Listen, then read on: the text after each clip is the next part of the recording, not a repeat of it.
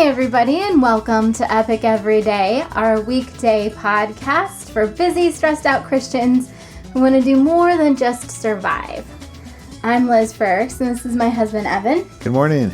And we're so glad you guys are here with us today on this wonderful Tuesday. Yeah. Thank you for joining us, and thank you for listening to the show. If this episode is particularly interesting to you or thought-provoking, please share it with a friend and see what they think about it. We want to spread the message of the CSCs to as many people as possible because we believe it's a good way to enrich our Christian lives.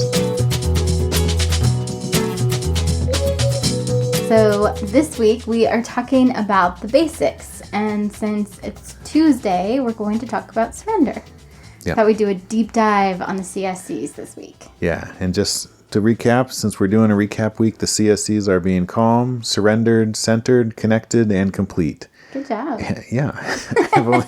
only over 200 episodes. I finally can rattle them off there, but every Tuesday we talk about being surrendered, and today will be no exception. But today we're just going to talk about surrender in general. Usually we have a weekly topic, but today we're just going to talk about surrender itself, why it's important, what it does. So the Tai Chi principle that corresponds to this one is relaxation, which, kind of a little bit of background. I started doing Tai Chi about 7 years ago, and as I was learning these principles, I recognized, oh man, they were transforming my life in very tangible ways.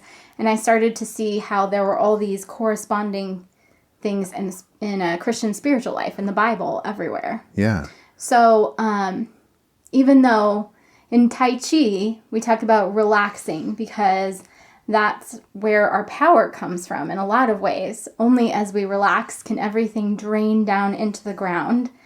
And just like, throwing a rubber ball and having it bounce back up, when you can really drop your weight into the earth, there's a corresponding force that comes up. Yeah, you could kind of imagine. Weird. Yeah, well, you could kind of imagine, the way you move when you walk on the earth. You are connected to gravity in some way, whether you practice Tai Chi or not. But and then imagine a toy soldier or even an ice sculpture trying to walk down the street. Like, it's just gonna break. It's rigid. It's not in line with center of gravity's gone right away because there's no flexibility.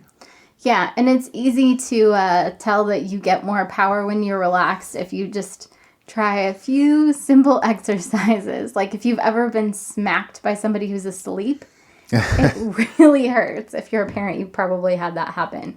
Or you're carrying a kid and they're just like totally asleep and they go. They're like extra floppy? Yeah, because they're so relaxed that it's the full weight of their arm. There's no muscles that are like kind of hanging on to that force. It's just all right into your body.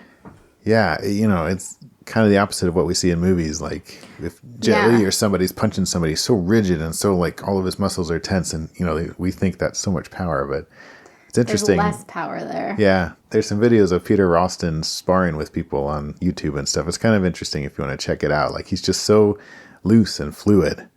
Yeah. So, it kind of ties into emotional and spiritual world where kind of the opposite of this concept then is me wanting to run my life. I'm going to control whatever versus being surrendered to God and letting him control things. Right. Well, and it's one of the reasons why I was like, oh, this totally corresponds to surrender is because our power comes from the Holy Spirit. And the only way to access that power is to be fully surrendered. Because in the areas where we're like, okay, I'm hanging on, I'm doing my own thing, we're doing our own thing in our own power. Yeah, and it's not working. It reminded me of The Matrix when Neo and Morpheus are talking. Morpheus asks Neo if he believes in fate. And Neo says, no, I don't like the idea that I'm not in control of my life. And it's like, well, you may not like that idea, but we're engaging with truth when we realize that we're not in control of our life. Right. God's in control whether we surrender or not. But the path to freedom and the path to peace is to be engaged with that reality and to consciously surrender, to use our free will to surrender.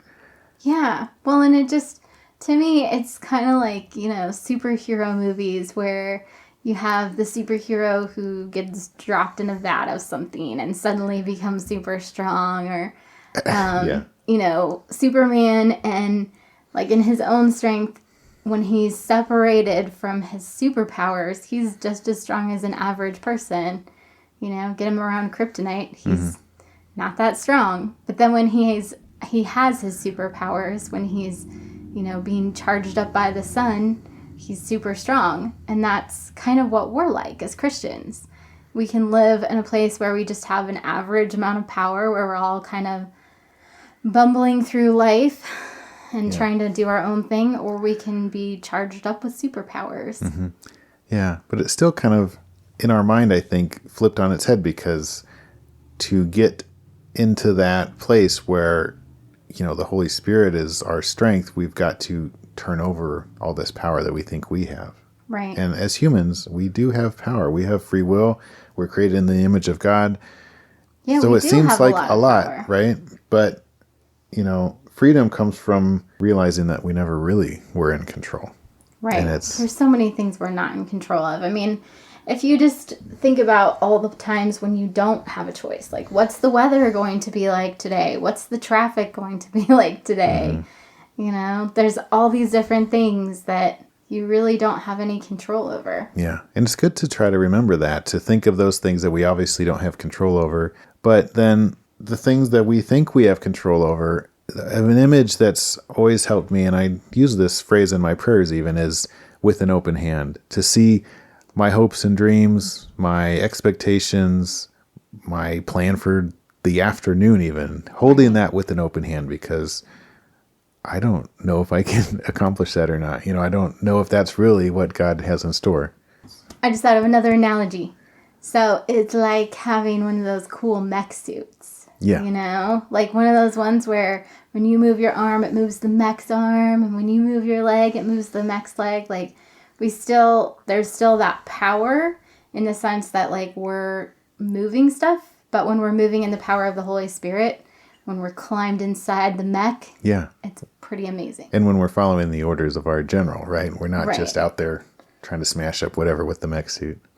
I think, you know, it's really hard to surrender. First of all, if you don't trust God, at least, I mean, that was my problem. I was like a poster child for the whole, I don't want to trust anybody, God included, maybe God especially, because I didn't agree with what he had allowed to happen in my life. You know, like we talked about yesterday, you have to go through the process of saying, who is God? And I think that involves a lot of baby steps.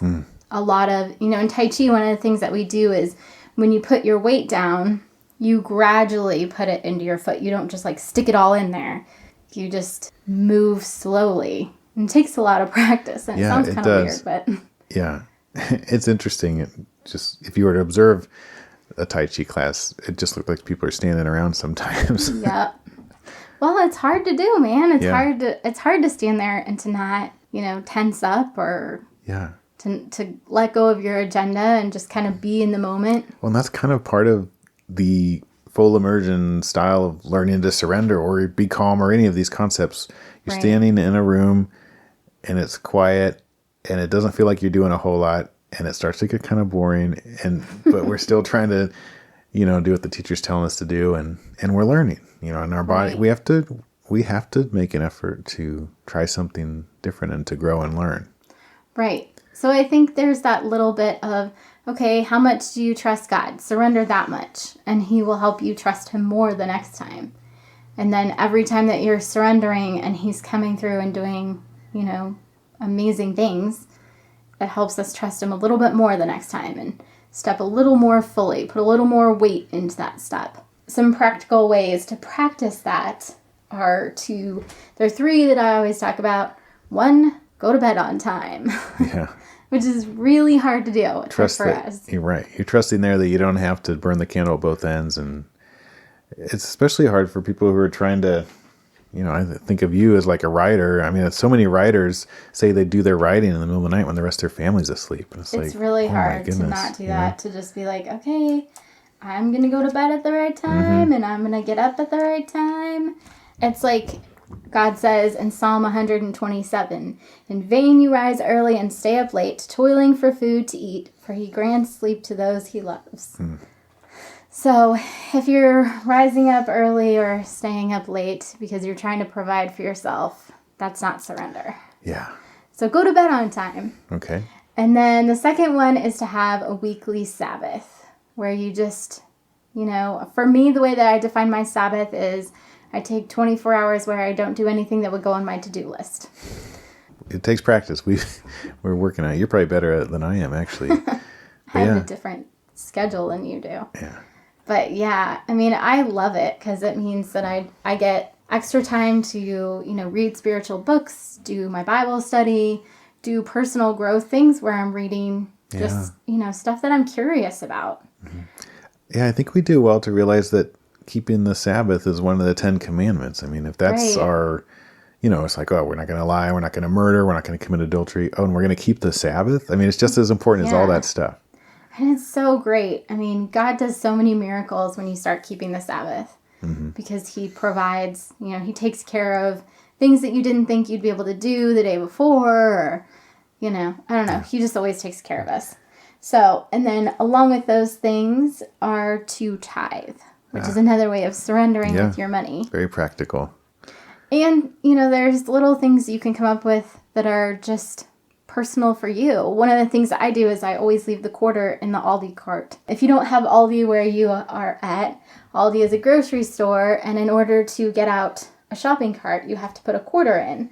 Then when you return the cart up by the store, you get your quarter back. It's so they don't have to hire somebody to go collect all the carts out of the parking lot. Right. And then for me, instead of, taking the quarter back out, I just leave it for the next person. Mm-hmm. And that's my reminder every time I go grocery shopping, which is a good reminder because sometimes I start panicking over like, oh my goodness. Yeah, we don't have enough money. Where's our grocery budget at? What are we doing? You know? And then it's a forced like, okay, nope, God's taking care of me.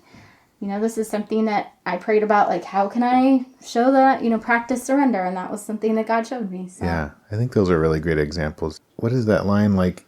It has to do with the Sabbath. Like the man's not made for the Sabbath, but the Sabbath for man. Like when God says this is a good idea, go to bed on time, keep the Sabbath, tithe, any number of other things that take surrender to do, because it's like, well, that seems a little backwards. Right. God's saying, no, this will really enrich you. This is for your benefit. I'm not doing this because I need 10% of your money, or I need you to just like take a nap on Sunday afternoon and leave me alone for a minute. Like a worn out parent or something. Yeah. It's actually for you, and because I love you. But we still have to surrender and try it and experience it and to really understand how much of a benefit it is. As always, pick whether today is going to be awesome or not, whether you're going to strengthen those neural pathways, set up your reticular activating system to look for good things, or to look for things that are not so good in your life. Because whatever you look for, that's what you're going to find. Yeah. So what are you thinking about most of the time? What are you kind of obsessing about? Yes. Let's obsess about good things. Seriously. We love you guys, and we're praying for you. We pray for you regularly. Thanks to everybody that's been listening to the show and sharing the show. We hope that you guys find it helpful. We appreciate it. And if you have found this episode helpful, please do share it. Come back tomorrow, and we are going to talk about deep dive of being centered. So we'll see you then. Have a good Tuesday. Yeah, have a great day, you guys.